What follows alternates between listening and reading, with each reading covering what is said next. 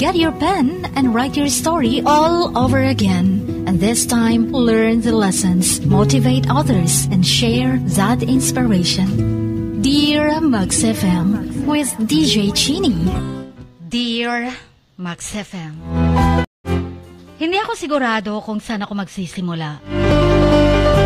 Pero gusto kong ibahagi sa inyo ang kwento ng pag-ibig ko. Ako si Miss Strawberry. Yun na lang ay tawag niyo sa akin. Strawberry dahil mahilig ako sa strawberry. Pero madalang lang kung makakain ng strawberry.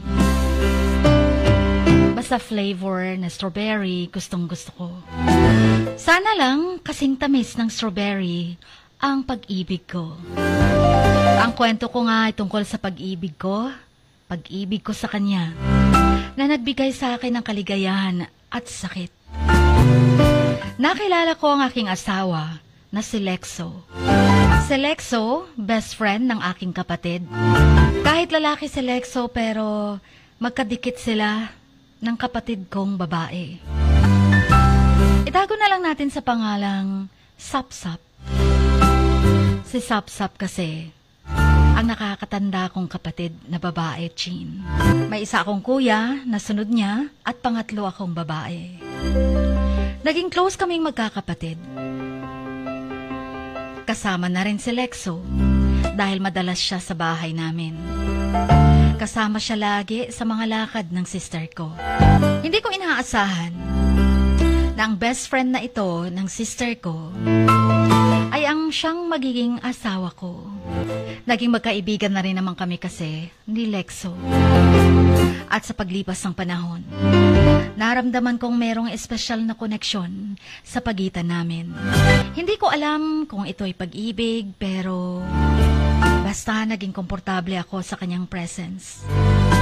Gusto ko lagi siyang kasama. Hinahanap siya lagi ng mga mata ko. Tinatanong ko siya lagi sa sister ko kung asan ba siya, kung kumusta siya.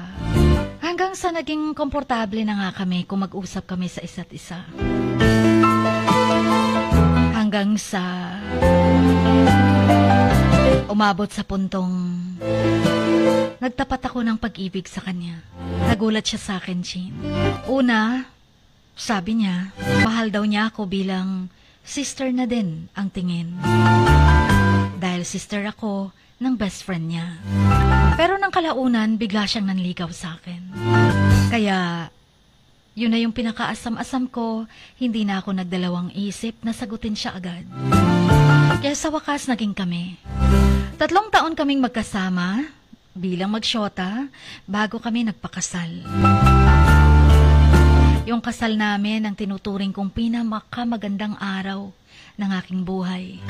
Pero nga lang, meron akong hindi alam. Dahil sa paglipas ng panahon, natuklasan ko na lang ng aking asawang si Lexo, originally, I love pala niya ang kapatid ko. Ang totoo niya palang mahal ay ang sister kong si Sapsap. Pero dahil sa pagpasya ng aking kapatid na pumasok sa monasteryo bilang isang madre, napunta ang pag-ibig niya sa akin. Masakit ang puso ko nung malaman ko to. Pero wala na rin namang magagawa ang ate ko sakali. Madre siya, ako naman ay kasal na kay Lexo.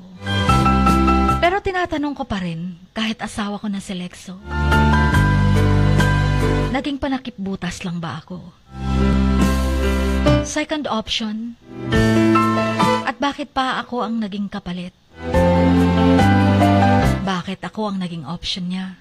Dahil ba nagtapat ako ng pag-ibig sa kanya? Minahal niya ba ako talaga? Kaya niya ako pinakasalan. Pero sa kabila ng lahat, nakita ko naman ang pag-ibig sa mga mata ng aking asawa. Nararamdaman ko naman na mahal niya ako.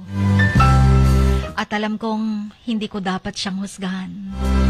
Kaya minabuti kong alisin yung mga doubts ko sa aking asawa, Chin.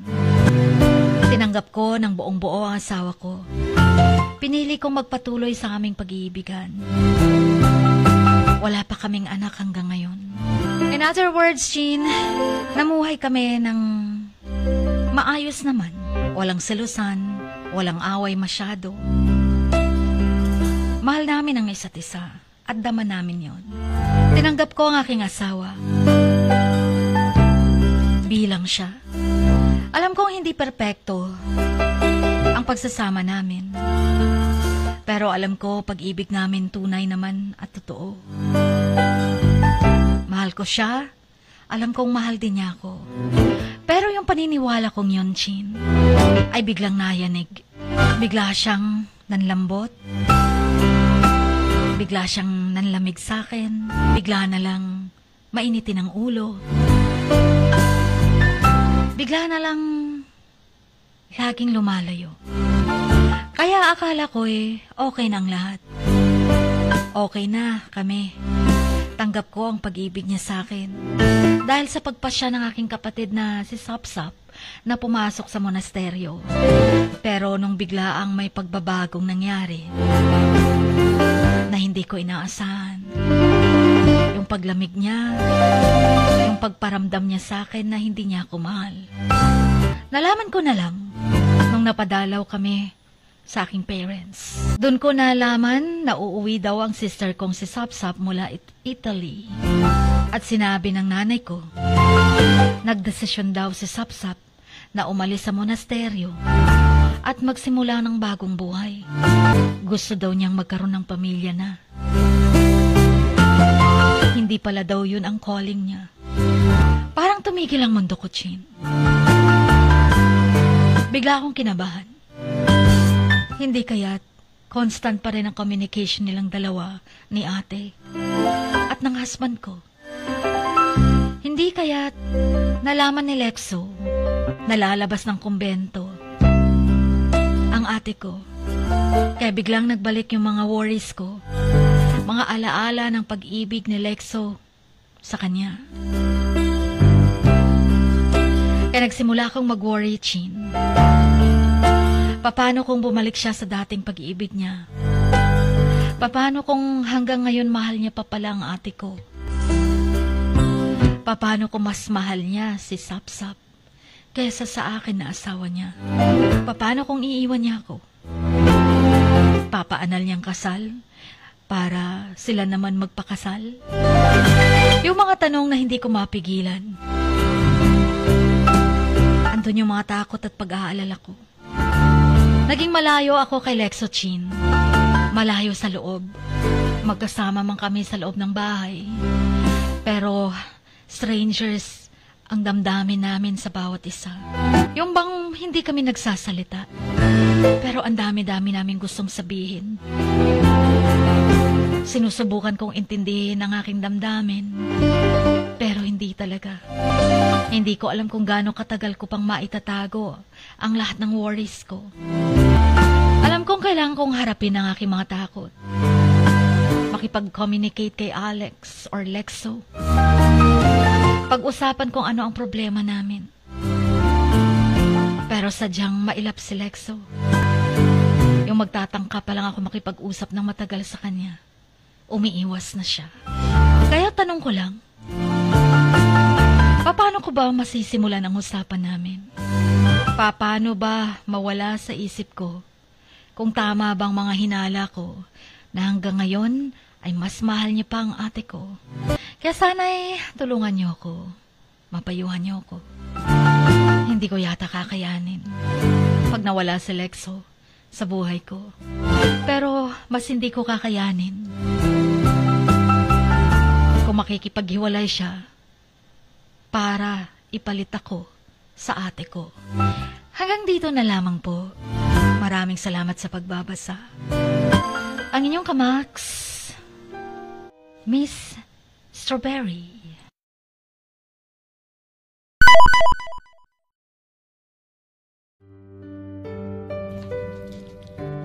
Sa bawat pagluha mo, may nakatagong kwento. Sa bawat ngiti mo, may gustong sabihin ng puso mo. At sa likod ng iyong halakak at maging sa pagkabiko mo, may mensaheng nakabalot sa iyong pagkatao. At ang tanging nais mo lamang ay mapakinggan ang mga ito ng buong mundo. Dear Max FM with DJ Chini. Life has got all those twists and turns. Stand up for what you believe in. What lies behind you and what lies in front of you pales in comparison to what lies inside of you. Dear Max FM with DJ Chini. Sabi nga nila, ang pagsusulat kapag masyado mong diniinan hanggang sa susunod na pahina ay nagmamarka. Katulad ng pagmamahal, kapag masyado mong ibinigay ang lahat, yung sakit na gawa ng nakaraan, dala pa rin hanggang kasalukuyan. Dear Max FM, you own your story and you are the author of your own book of life. Don't let others write your script, but let others hear your story and make them inspired. Kaya sumulat na, maging bahagi ng aming programa, Dear Max FM with DJ Chini, tuwing Lunes hanggang Biyernes, 1:00 hanggang 3:00 ng hapon sa Max News FM, Sock Sargent. Love, life, and lessons from the past, only at Dear Max FM with DJ Chini.